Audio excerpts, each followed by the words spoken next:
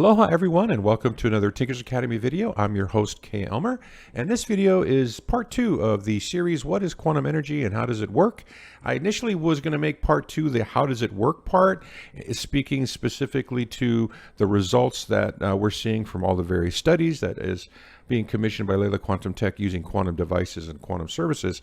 However, as I was putting together the last video, which was the kind of explaining, what I thought, what my theory is on what is quantum energy and how does that fit into the nature of the universe, I kind of ran across more and more information that I really felt was important to the discussion, and I wanted to share it with you. So that's now is this video, and I'll be doing the How Does It Work in part 3. So just jump in. I just want to just disclose again what this series is all about, and it basically covers my theoretical interpretation on what quantum energy is based on existing theoretical models and the results of studies commissioned by Leela Quantum Tech. So I think that's really important because I did kind of misphrase it. Someone pointed that out in the comments where the first video, the disclosure said that I was, kind of trying to understand it as defined by, but that's not the point. That's not the case at all. Leela Quantum Tech is one of numerous companies out there exploring the realms of quantum energy and providing those types of services and products to the world. And they obviously, no one individual company that sells stuff is going to define the nature of the universe. That's really not the case. More so, the individual, and it was a friend of mine that runs that company, has his way of explaining it. And I noticed that in our Telegram chat group, there's oftentimes people don't understand, what he's saying. And so I'm very left-brained. I started out my journey very much as an armchair scientist. My first, 30 or so videos are all about science and specifically C60 fullerenes. And so I'm very left-brained, and I've always been a very big skeptic of all of these kinds of, like in my mind, these kind of woo-woo type of services and woo-woo products, and really have spent a couple of decades truly seeking understanding. And through that, doing all of my own research. And there was an interesting comment in the last video, someone just kind of, making fun of the idea that, you have to have faith. That's just all, like just believe whatever you're told and just, believe it on faith. And, that couldn't be any further from the truth, actually, from what I'm trying to do, because I think in the quest for the knowledge, the quest for understanding is the opposite of faith. It's like, I don't want to just believe what someone says. I want to understand it. And so the only way to really understand this is to really look at all of the great minds in our society and what have they, what are their thinking, what are they thinking about quantum energy, about ether, about chi, prana, all that stuff, and how does that fold into our understanding? And what's key here is, I'm a biohacker, and what's really important to me is biohacking for health, healing, and longevity. And that's something I've just been passionate about.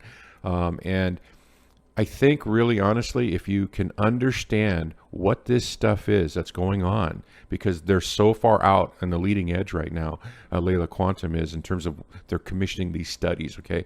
Nobody's done these studies, and no one's had these types of devices studied like that. And so the results that are coming in are just unbelievably, and they're quite remarkable. And they're defying existing physics. That's the key. You can't explain what's happening with existing physics. And that therein lies why I'm doing these videos, is to just open that discussion, share what I'm thinking, get more than one mind just kind of chewing on it and just saying, hey, because here's the thing.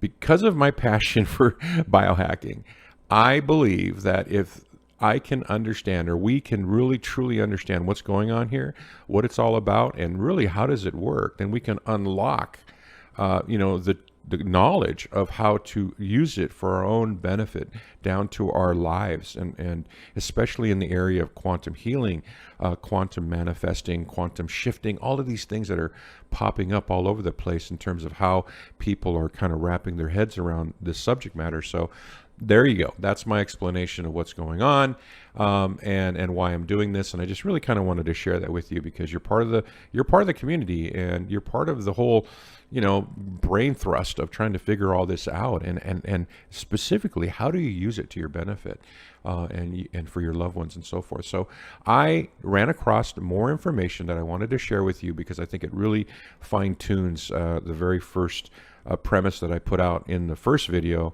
which was that there are 3 modes of understanding quantum energy and how it works. And these 3 methods of understanding is essentially, in today's environment, if you look at existing theoretical models that are out there, you've got the particle physics aspect of it, which I explained earlier, the energy universe as explained very briefly. I'm going to get a lot more into that today, and then the simulation theory of the universe. So let me just kind of fine tune this down, because this is what I've been doing for weeks and weeks now, just studying and educating myself on the fundamental principles of physics, which has not been an easy task. Honestly, I'm not a physicist. I'm not a biochemist. That's not my background. My background is a tinker, and for the last 20 years, just trying to understand everything and really having a deep dive that I've been doing in energy devices, energy work, and specifically more so in the world of bioelectrical magnetics. But let's kind of just take a look at these 3. And this is what I'm thinking, guys, and I just want to share it with you. I think it's worth discussing and worth understanding. So the very first one, when you look at all 3, and I've been really thinking a lot about it since I made the first video, if we just start with simulation theory. Now, you're looking into that and you go, okay, well, do I want to spend time on trying to figure out the nature of the universe and how does quantum energy devices resulting in the studies, the results of the studies, how are they generating those results? You can easily quite say, well, if we really are in a simulation, then it's just everything's information, and you would just go ahead and tweak the code, and then things change, okay, in terms of just altering matter and so forth. But one of the things I did come across was a recent podcast, with one of the, again, it's Neil deGrasse Tyson, big time TV personality in terms of physics. And, one of the things he was talking about in this podcast where they were discussing simulation theory was they were having this discussion about simulation theory and how the very first, intelligent beings created the simulation that we are now living in. And then within that simulation, obviously, like I was saying, you take what we have today, go 1,000 years in the future, and then how much more advanced would the AI characters be in this simulation? We're all living like in a matrix. And they were saying, and then those AI beings create a simulation, and those other AI, so it just keeps going on and on and on over time. And so where would we be? Are we the third or fourth 10 100 millionth generation of AI creating simulations and creating more simulations, or are we the original? And it's what's kind of interesting was his take on simulation theory and what's the probability of us actually being living in a simulation. So just in his own words, I think he put it really well on what the probability is on whether or not we are truly living in a simulation. And now this is a very well-respected particle physicist, and what his take is, and I kind of agree with him on this one. So let me just go ahead and play that for you. They have the power to simulate themselves. That's what I'm saying. They're simulations. No, they have the power to simulate themselves. Right. Okay. Yes. That's what they all have in common. They make a simulation. They have that power. Right. Exactly. To simulate themselves exactly. Do we have that power now? No, we don't. No, we don't. Which means that we can't send we can't send ourselves into the future as a simulation. Because we don't have that power yet. So we can't continue the chain. So either we are the real one, right, or we're the one in the chain that's still evolving to try to then make a simulation within their own world. Right. So the odds of us being a simulation goes from a gazillion to 1. I mean, to the likelihood of a gazillion, right? It flips. It flips. 50-50. Wow. And I'm good with that. That changes my life completely. Yeah. Okay? And no longer are your kids going to say, Dad, it doesn't matter. We're in a simulation anyway. No, you got an argument now. You have a rebuttal. Exactly. Now, so there you go. It's like 50-50. Particle physics at this point, simulation theory is 50-50 whether it's actually the answer to what is the cosmos or not. So I just would like, for the sake of discussion, let's just take simulation theory with a very low probability of 50-50 and just kind of push that off onto the side, and we'll just leave that behind and as we explore the true nature of the universe. So with 50-50 probability, and I agree with that, it's now, let's just put that on the back burner in terms of trying to explain the universe. And then we get into particle physics. Okay, now particle physics is a potential. I mean, and then that's the key. Like I mentioned in the last video, could it be that, all of this stuff is using particles and we just haven't discovered what these particles are? And then, is that possible? And so the thing about particle physics, and this is the most amazing discovery in the last, couple of years, was last year, the Nobel Prize for Science went to a couple of scientists who had basically proven the existence of quantum entanglement. Now, what quantum entanglement is basically taking, in particle physics, is the scientists had an experiment where they took a proton and they split the proton into halves, and then they separated them by a distance. I believe the distance was like, and correct me if I'm wrong, I think it was 14 miles. So you've got two particles that were, split proton, two particles, they broke it into half. They took one particle and put it in one lab, and they took the other particle and put it in another lab, and they had all the equipment there observing both particles at the same time, separated with distance. And then they started to do experiments on one of the particles while they're observing the other.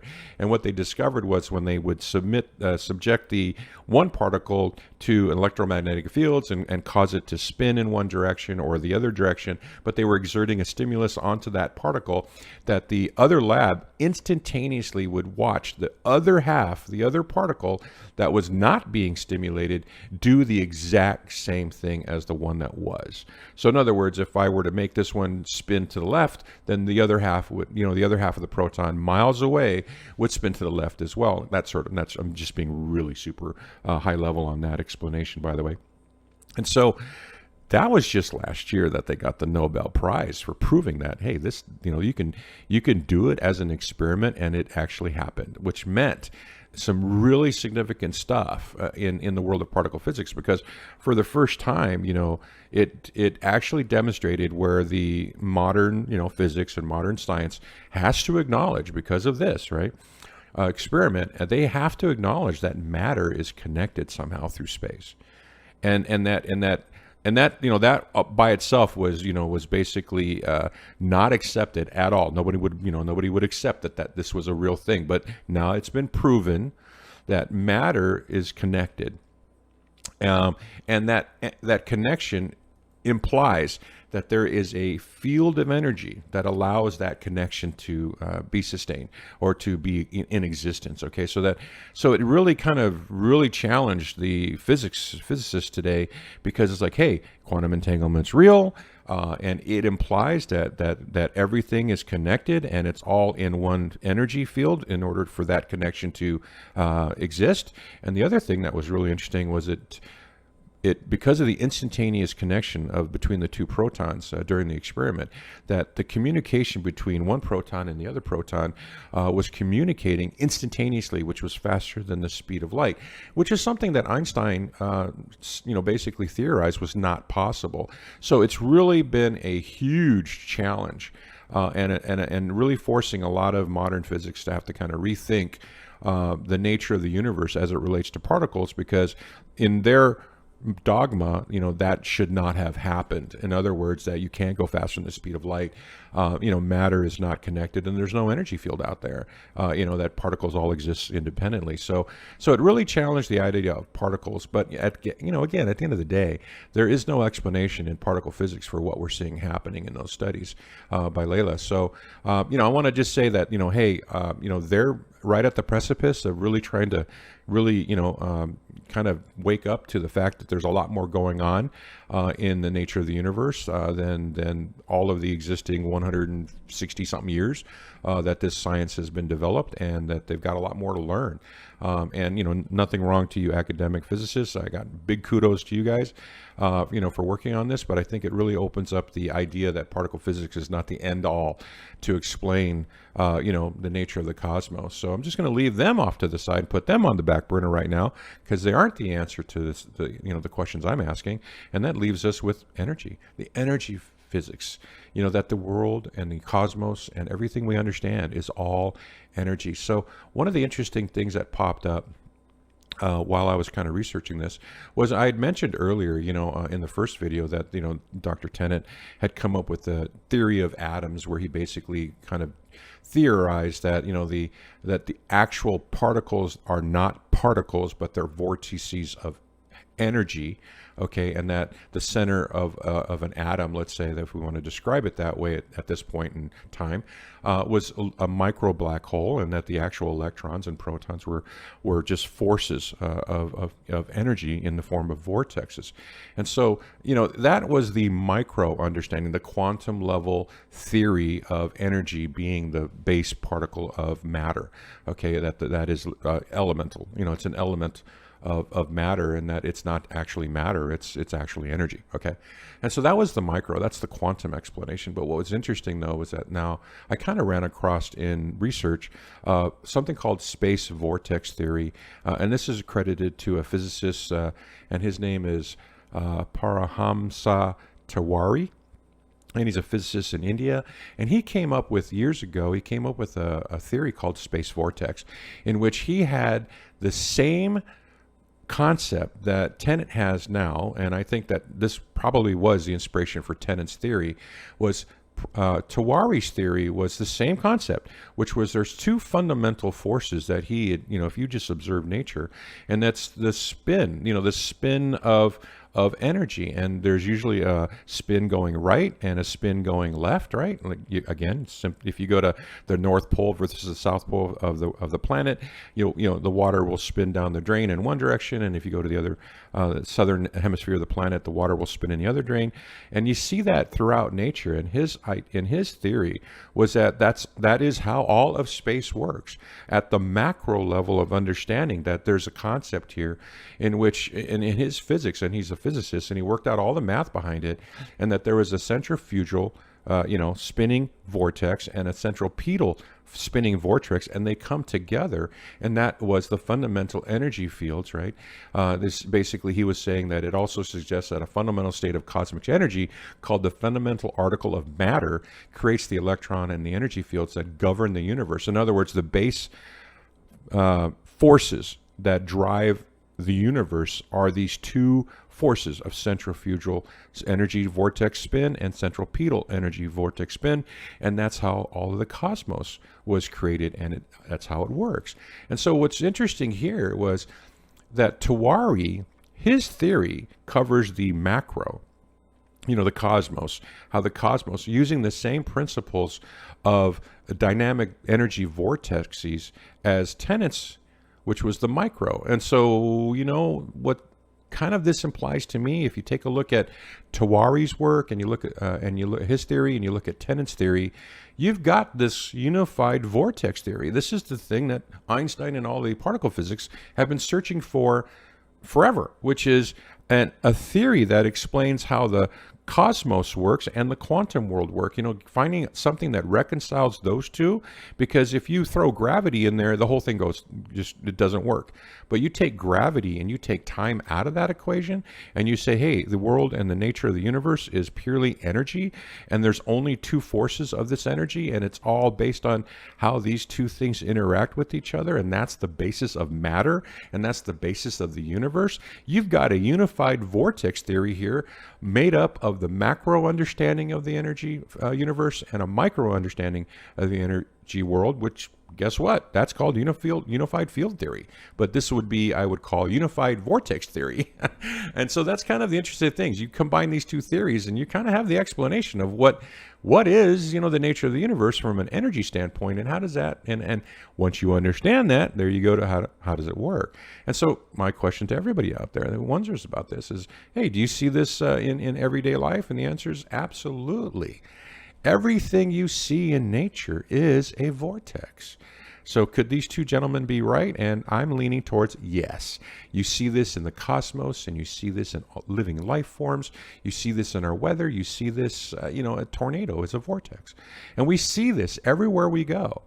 And so the reason these two gentlemen, I'm really leaning towards them being right, and that this is really the explanation of what is our nature of the universe is we're living in an energy universe that's governed by these two forces of spin, which is centripetal and centrifugal.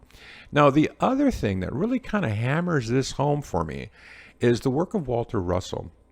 And so, I really never really dug deep into Walter Russell. And what's interesting is that during the research period where I was putting together my thoughts for this video series, I don't know if you watched Joe Rogan, but recently there was an actor, his name is Terrence Howard, and he came on the Joe Rogan, podcast. And I watched Joe Rogan, and he was talking about Walter Russell, and I was kind of like, everything he was saying was everything that I had been researching. So I kind of dug into Walter Russell a little bit.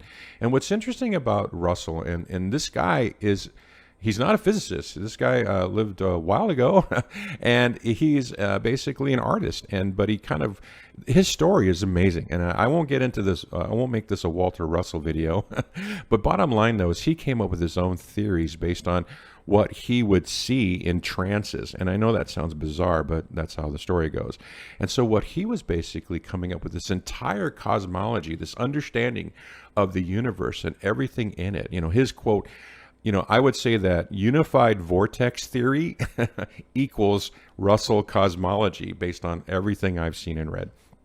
And the idea, though, was that the cosmology is a universal, invisible, omnipresent medium that permeates all space and material bodies. Russell described it as a supreme source of all creating things. Okay, so again, you've got the energy universe, and that the cosmology that Russell had come up with is in his theory of the nature of the universe. If you really look at his work, it's really quite profound because it really kind of ties in the work of Tawari, Tennant, and all of the individuals that have supported the idea that the universe is energy-based and not particle-based. And even more so, one of the things that's interesting about Russell's work was at the time, as I mentioned earlier, back in like 1869, Dmitri Mendeleev came up with the initial periodic table of elements based on particle theory, okay? And so this is how it looks today as a periodic table of elements. You guys have seen this 1,000 times, and everything's based on particles, and they're all organized by classes of elements, okay? But the thing that was different about what Russell did was, in his view of the elements as energy, okay, that they're not particles, that elements represent different levels of energy, which is basically fundamental to what is a particle. Particle is energy, and then so how is that? How is a particle energy? In other words, how does that represent itself as energy? And so one of the things that's interesting about Walter Russell's table of periodic elements that he came up with, which he basically said, all the elements are just manifestations of energy, and the energy is driven by frequency. And he kind of broke it into 9 different octaves, and how all of the different elements fell within the octaves. Meaning, frequency really made a difference between whether or not energy basically manifests itself as matter, as a carbon, element, as opposed to uranium and everything, right? So all these different elements on the periodic table were arranged based on the frequency of that energy, of those, how the particles represented themselves as energy. And so he broke it into 9 octaves and said, hey, you know what? At the end of the day, elements are actual energy, and energy can be influenced by sound. In fact, sound is what produces sound. Equals frequency equals vibration, right?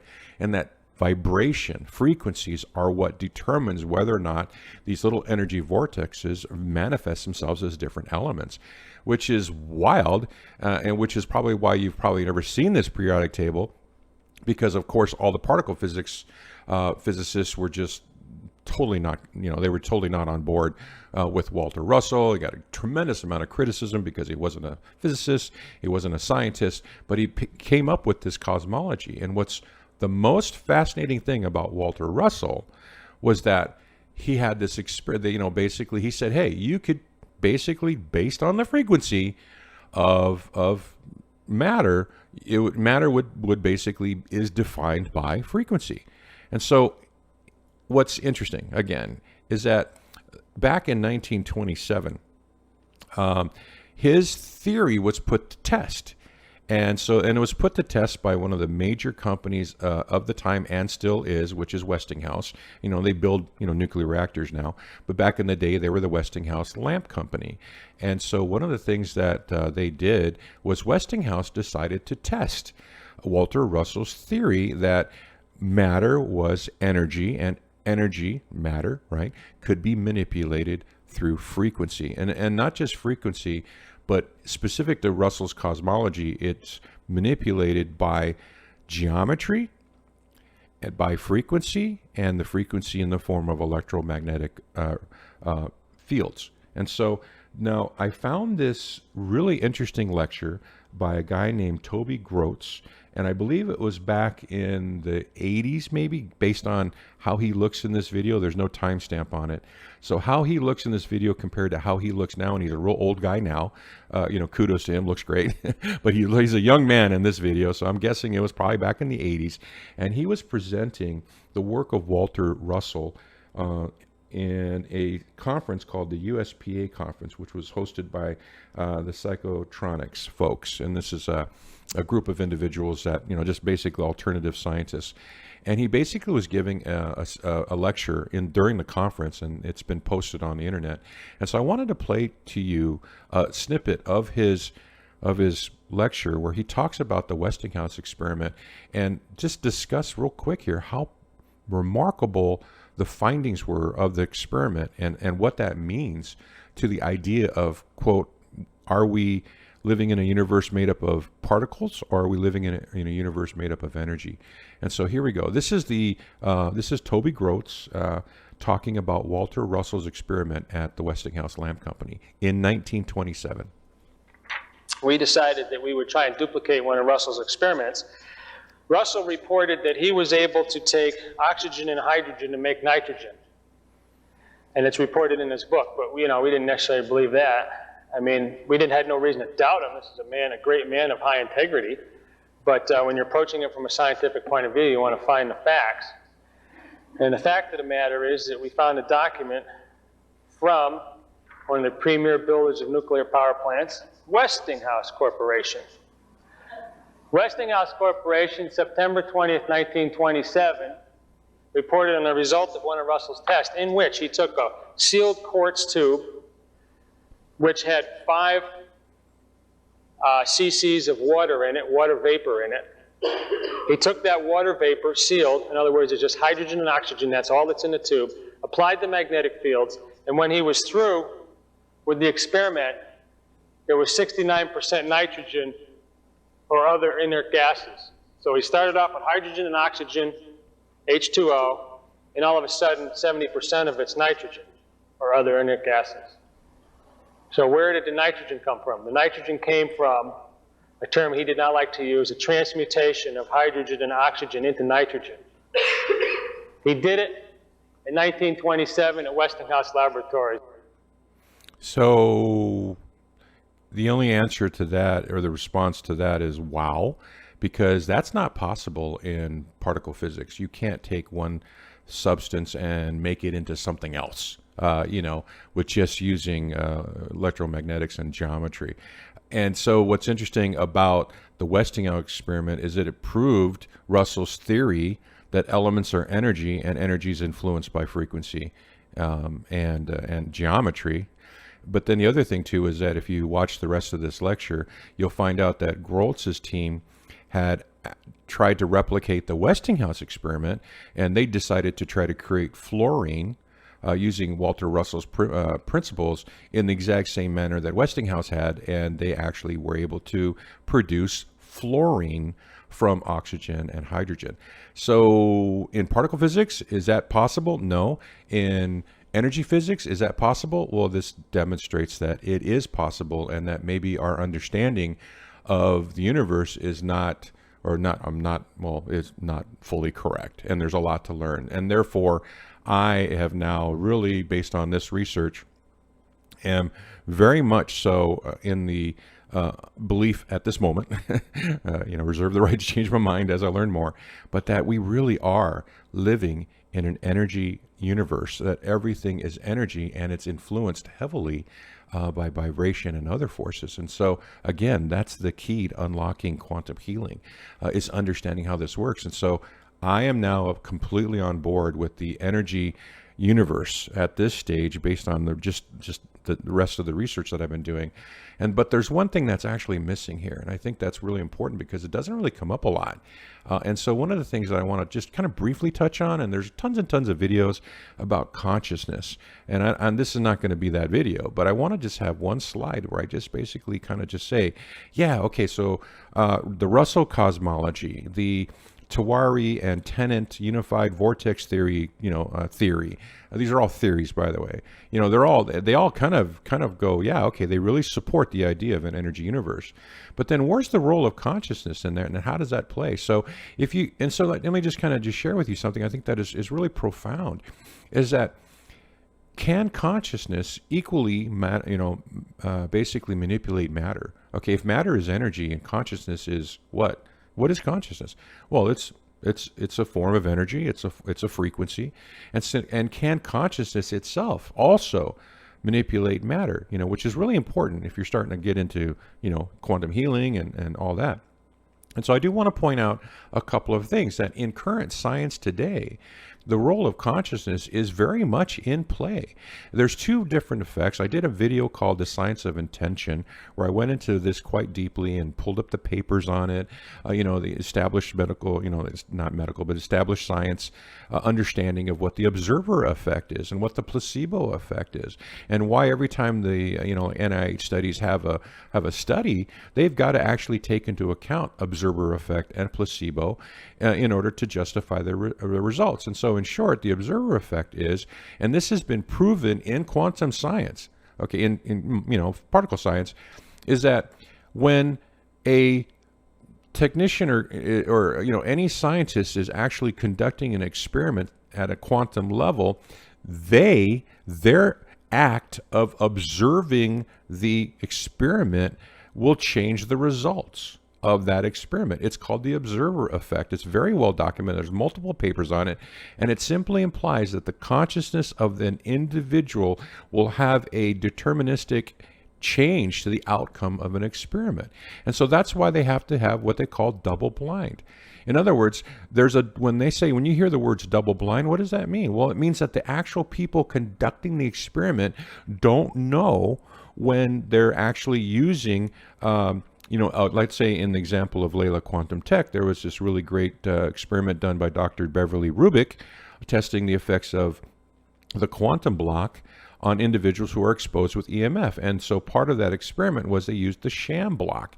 So they had a real block, quantum block, and then they had one that was just not charged. It was just a plain old couple of plates of, aluminum and some rods, but it wasn't charged. So it wasn't a block, but it was a sham block. And even Rubik didn't know which block was the charged one. And so she did her experiments, and that's called the double blind. You don't want the observer, the actual person conducting the study, to know when you're actually using the real one or the quote the fake one. And in medical studies, they also do the same thing where the doctors that are doing the experiments, they don't know when they're actually administering the actual drug or a fake drug, the water pill.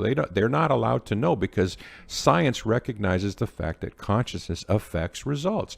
And so that's why it's called double blind. The patients don't know, the participants of the test don't know, and the people doing the test don't know when they're using the fake one or the real one, so that when they gather the results and then they feed that back in, they want to have the cleanest results possible so that there's no external influences. And that's a recognized thing called the observer effect, which is why everything's double blind.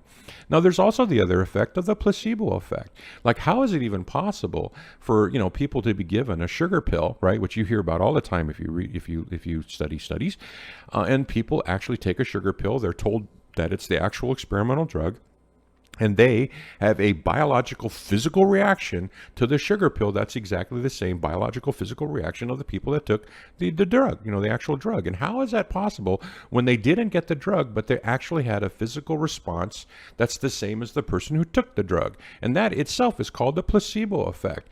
It's the power of that individual's mind to believe that they were getting the drug and that their thoughts, their consciousness actually produce their effects that the drug was supposed to produce.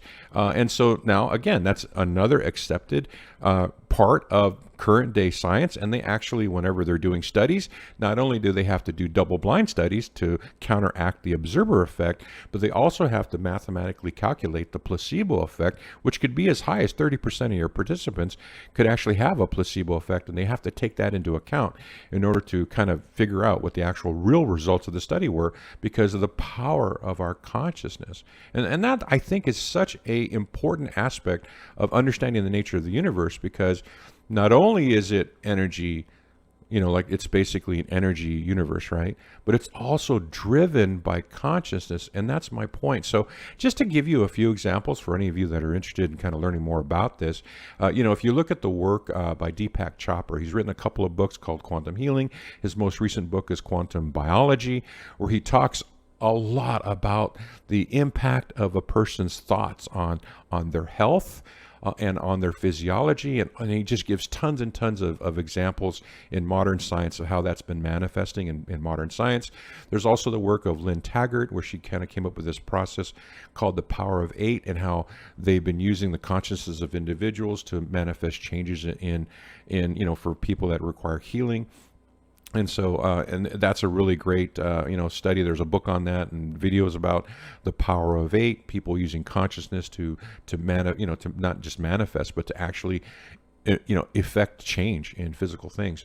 And then there's, of course, Wim Hof. If you obviously had to have heard of this gentleman called Wim Hof, and he's got the power of breath, and he's come up with this entire, process by which he's tuned himself to do things that modern day science says is impossible, and he does it over and over and over again.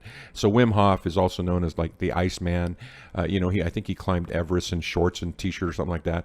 And so he's just done things that are just absolutely impossible by our current definition under the world of modern science. But he's out there doing it, and he's doing it all the time, and he's become quite popular because of his ability to basically, using his consciousness, change his body so that his body can do things that other humans would immediately just die. And he just goes out there and just does this stuff. And it's just amazing how this individual has been able to do that just by his own consciousness. And lastly is the power of Qi. And so for those of you who've ever really looked into, Qi masters or Qi Kung masters and martial artists and things like that, they do stuff all the time that is unbelievable, again, impossible, based on our current understanding of the human physiology, that's not possible. Well, it is possible. They're doing it. And that's the power of their consciousness. And I think one of the most profound examples of that is this one guy. And there's a documentary on the internet, it's on YouTube, about this one Qi Kung master. I think it was in Hong Kong or something, but it's like it's like way back in the 70s, where they did a documentary about this guy. And let me just kind of show you a couple of things he could do. And this is not a magic trick. This is a documentary filmed back in the 70s. They didn't have CGI back then and all that. And they filmed him doing stuff that is not possible and cannot be explained under particle physics. But if you start to understand the world of energy physics, and you start to understand the role of consciousness in energy physics, then it basically explains it quite well. So let me just kind of play this little. I just took a couple of snippets out of the documentary to show you examples of what this individual is capable of, to kind of demonstrate to you that consciousness can drive, the matter, basically, or actually make changes to matter based on consciousness. And that's only possible, right, if the world is the universe is energy. So here you go. He then took our newspaper outside and showed us how Qi can also be used to set things on fire.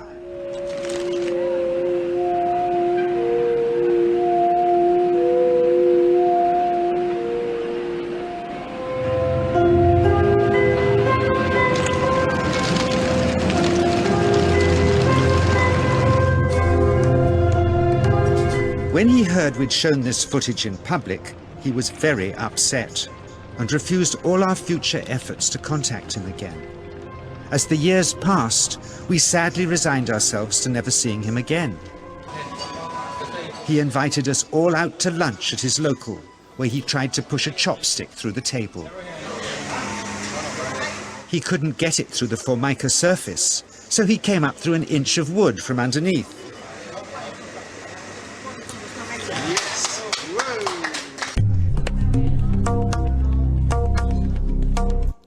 Okay, so I got those snippets backwards in terms of chronology, but the example that I wanted to show you was an individual who could tune his consciousness to manipulate energy in two ways. He could literally start a fire with his consciousness, through, quote, chi energy. And the other thing was he could manipulate matter. He could take an item of wood, a chopstick, and then push that through another physical material object called formica. And, in particle physics, that's not possible. But if everything is energy and it's not really physical, it's not solid, because he could use his consciousness to manipulate the energy of these, it's not energy, there's not physical particles or energy particles, that he could literally use his consciousness and make a change to physical matter by being able to just push a chopstick through a table, let alone start a fire. And so that's pretty wild stuff, but it really supports the idea that the world and the universe is energy and not physical matter. And so lastly, I just kind of want to leave you with this saying, and I kind of want to put it in the context of what I'm trying to convey and my theory. This is my theory, my humble opinion. Feel free to disagree. Skepticism is great, but this is where I'm going. This is what I think is really the true nature of our universe, and why, and what is quantum energy, and which is essentially the energy, right? That it makes up the field. Is the quote from Nikola Tesla, and you've probably heard this several times. I know that Philip has mentioned this several times in interviews, but Tesla once said, if you want to find the secrets of the universe, think in terms of energy, frequency, and vibration. And when you really look, and this is what I've been spending weeks and weeks on lately, is to understand, what does that mean? What did Nikola Tesla mean by that? And what it really comes out to, in my mind, is that if you want to find the secrets of the universe, think in terms of energy, frequency, and vibration, and consciousness. I think Tesla left out the consciousness part. He didn't spend a lot of time on consciousness, but I really believe that's the fourth element of understanding the universe. And when you say, well, what does he mean, or what could have Tesla meant by energy? Well, it's really the ether, the ether all around us. Call it chi, call it whatever you want. I'm going to go with ether.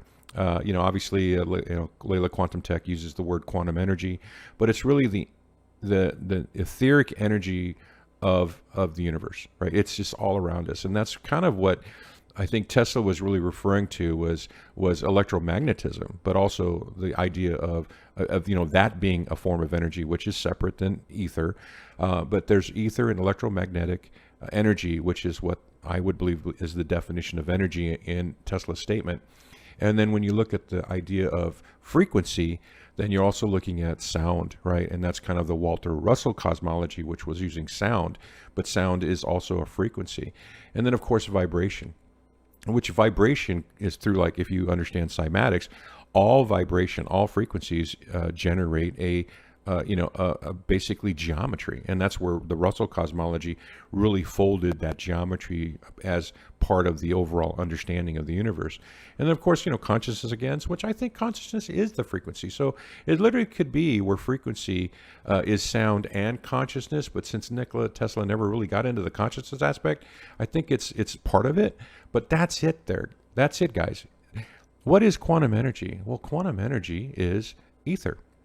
But it's also the energy, but it's also, it's energy of everything, actually. And then the idea of here is, how do you manipulate that?